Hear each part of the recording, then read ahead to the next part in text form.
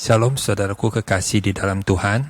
Kita bersyukur kita bisa bersama-sama merenungkan firman Tuhan pada hari ini.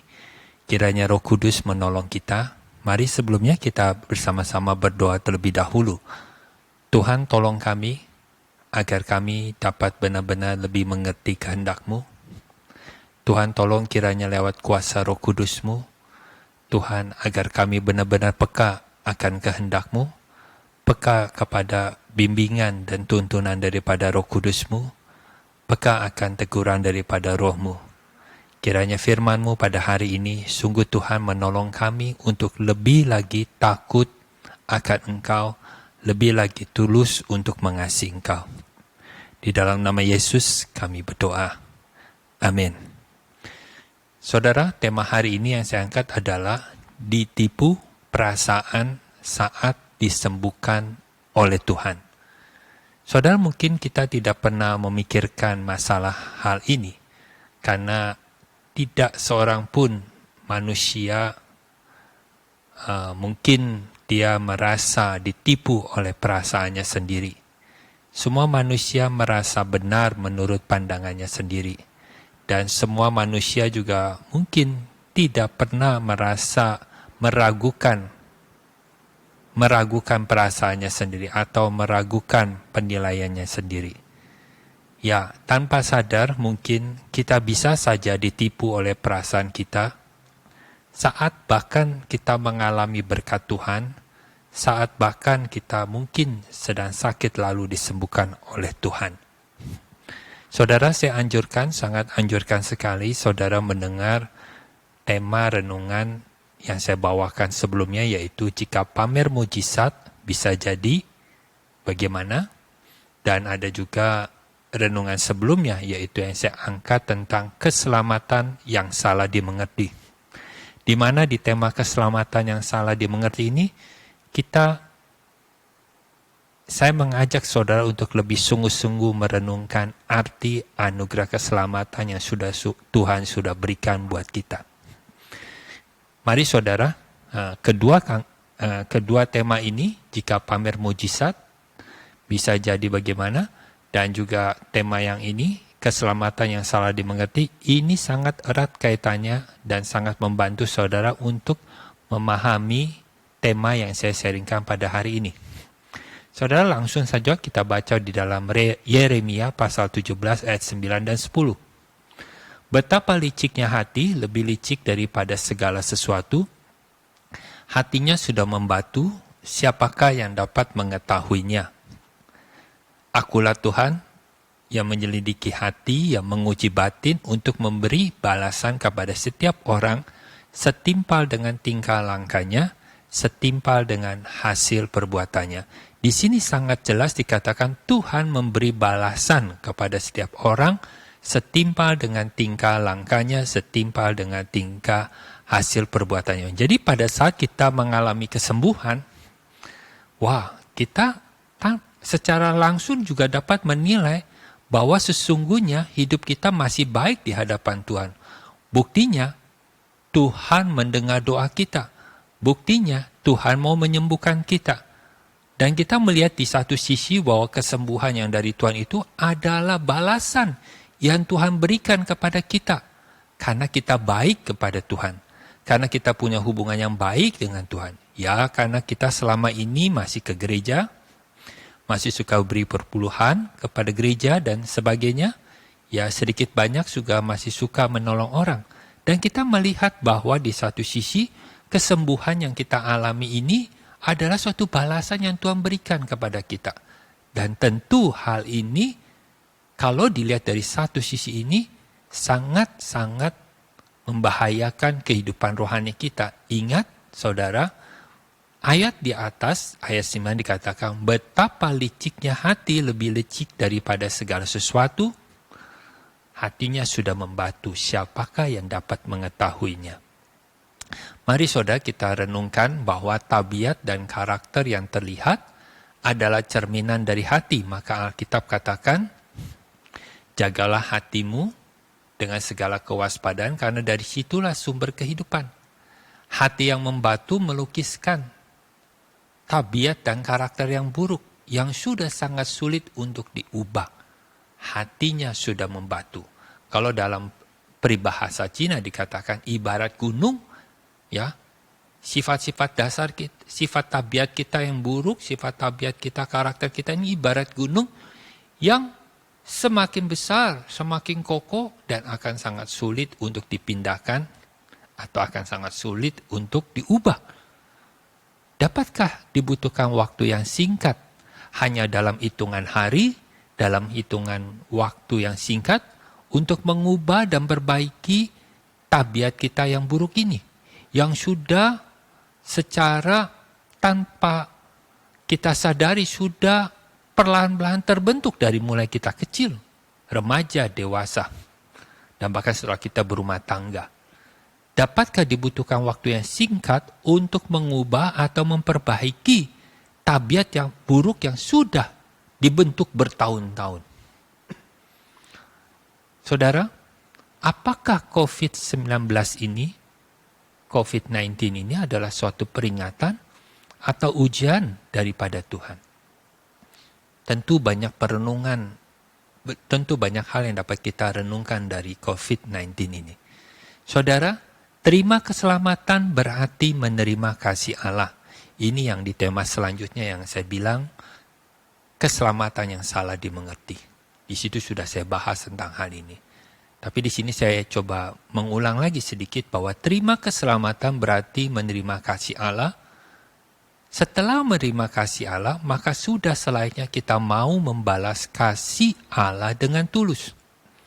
Dengan tulus berarti tanpa mengharapkan imbalan balik.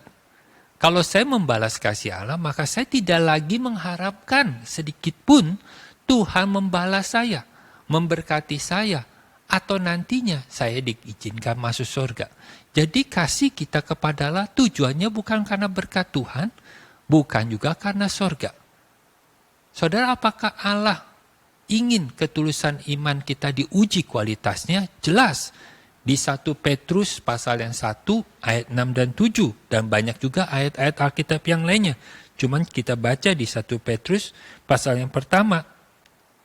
Ayat 6 dan 7. Dikatakan bahwa bergembiralah akan hal itu sekalipun sekarang ini kamu seketika harus berduka cita oleh berbagai-bagai pencobaan. Maksud semuanya itu ialah untuk membuktikan kemurnian imanmu yang jauh lebih tinggi nilainya dari emas yang fana, yang diuji kemurniannya dengan api sehingga kamu memperoleh puji-pujian dan kemuliaan dan kehormatan pada hari Yesus Kristus menyatakan dirinya. Jadi kualitas iman kita bukan hari ini terlihat, tapi nanti di dalam kekekalan di hadapan Allah Bapa. Dan hanya yang teruji kualitasnya yang memang sudah selayaknya menerima pujian dari Allah. Jadi saudara, keselamatan itu bukan berarti menghilangkan tanggung jawab kita sebagai manusia di dalam kehidupan kita sehari-hari. Terima keselamatan bukan berarti menghilangkan. Harusnya kita dengan kesungguhan hati menunjukkan iman, kualitas iman kita di hadapan Tuhan. Berarti keterima keselamatan bukan berarti menghilangkan semua tanggung jawab atau semua hal yang seharusnya kita nyatakan, kita tunjukkan di hadapan Tuhan. Tentu di dalam perbuatan kita. Yang dapat kita renungkan dari COVID-19 ini, saudara, ini hanya sebagai suatu renungan saja, supaya saudara juga bisa coba melihatnya lebih dalam lagi, merenungkannya lebih lagi. Bagi yang tidak positif terkena virus COVID-19, mungkin mereka masih meremehkan bahwa COVID-19 ini sebenarnya bahkan mereka tidak percaya ada virus COVID-19 ini. Mereka meremehkan dan mereka begitu bangga merasa kekebalan tubuhnya sangat kuat atau merasa ini hanya flu-flu biasa saja. Tidak mengakibatkan kematian. Nah, bagi mereka yang sudah positif tapi dengan kondisi ringan dalam hal ini mungkin batuk, pilek, radang, sesak napas, masih ringan kondisinya. Virusnya masih belum menyebar secara penuh kepada dalam tubuhnya. Nah, disinilah orang yang terkena positif dalam kondisi ringan ini, dia mulai percaya bahwa memang virus COVID ini memang ada. Dan jika dia dapat disembuhkan, dia mulai bisa berkata, bersyukur pada Tuhan. Kalau orang Kristen katakan, puji Tuhan. Dan ini yang saya lihat, saya amati.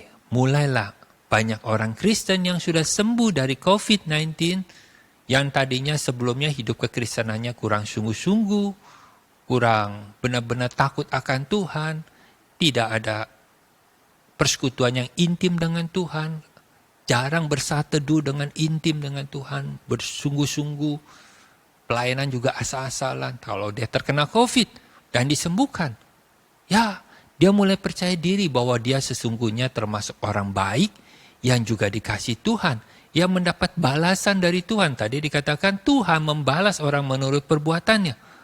Tuhan menguji hati, berarti hati dia masih sedikit banyak baiklah di hadapan Tuhan. Setelah sembuh, kita perhatikan sikap hidupnya, perilaku hidupnya, iman kerohaniannya. Mungkin saja kebanyakan pada umumnya saudara, setelah sembuh, orang-orang Kristen seperti ini, iman kerohaniannya ya juga biasa-biasa lagi saja. Dan pada saat yang terkena positif dengan kondisi agak berat,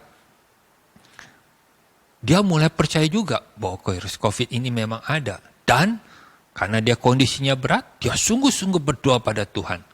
Kalau yang kondisi ringan ya berdoa sih, tapi kurang sungguh-sungguh. Tapi kalau yang udah posisi berat, kondisi berat, dia berdoa sungguh-sungguh.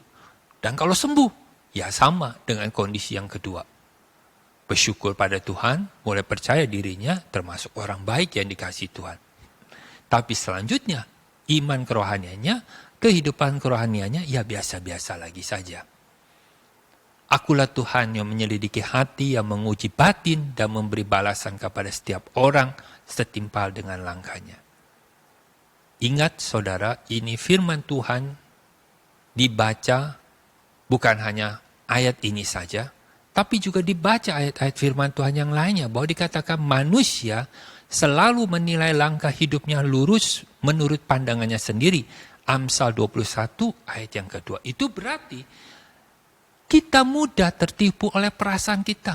Kita mudah tertipu oleh perasaan kita. Ingat, hati kita ini lebih jahat daripada segala sesuatu. Coba saudara renungkan. Bagaimana kualitas persekutuan kita dengan Tuhan selanjutnya? Setelah kita mengalami berkat Tuhan.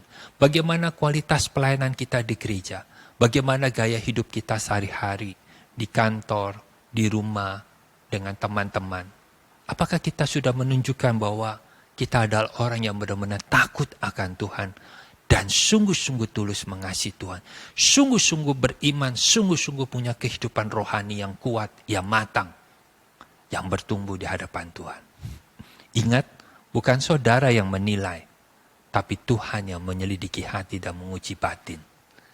Yang tidak ada bedanya adalah orang benar dan orang fasik juga bisa mungkin mengalami kemunculan.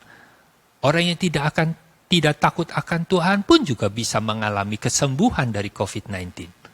Tapi yang membedakan adalah orang benar dalam kemujurannya, dalam kesembuhan yang dia alaminya, akan membuat dia bertambah takut dan semakin tulus mengasihi Tuhan. Langkah hidupnya semakin berhati-hati. Langkah hidupnya semakin mengarah kepada kerohanian, kepada kerajaan Allah. Tapi orang fasik dalam kemujurannya, lalu setelah itu malah bertambah congkak dan tidak bertambah takut akan Tuhan. Mazmur pasal yang ke-73 bisa menjadi renungan kita bersama-sama. Memang betul, sesungguhnya Allah itu baik bagi mereka yang tulis hatinya, bagi mereka yang bersih hatinya. Ayat yang pertama. Ayat yang kedua dikatakan, tetapi aku sedikit lagi, maka kakiku terpleset, nyaris tergelincir. Sebab aku cemburu kepada pembual-pembual kalau aku melihat kemujuran orang-orang fasik. Sebab kesakitan tidak ada pada mereka, sehat dan gemuk tubuh mereka. Orang fasik pun bisa berhasil seperti seakan-akan diberkati Tuhan. Tapi yang membedakan setelah kita mengalami berkat-berkat Tuhan, kemujuran-kemujuran, kalau boleh dikatakan demikian, kita bertambah takut akan Tuhan. Apakah tujuan Tuhan memberikan berkat saudara? Berkat Tuhan atau kasih Tuhan, tujuannya adalah supaya kita mengenal Tuhan dan selanjutnya merespon kasih Tuhan dengan sungguh. Berkat Tuhan atau kesembuhan adalah batu loncatan yang Tuhan berikan kepada kita agar kita bisa lebih dalam lagi mengenal Dia. Saudara, jangan sampai kesembuhan malah menipu kita. Perasaan kita menipu kita sendiri. Setelah mengalami berkat-berkat Tuhan, kesembuhan, pertolongan Tuhan, kehidupan rohani kita masih tetap biasa-biasa saja. Ingat, keselamatan yang dari Tuhan bukan berarti selanjutnya mengabaikan kualitas iman kita. Tuhan juga akan sendiri menguji kualitas iman kita, menguji ketulusan iman kita. Kiranya Tuhan memberkati saudara. Amin.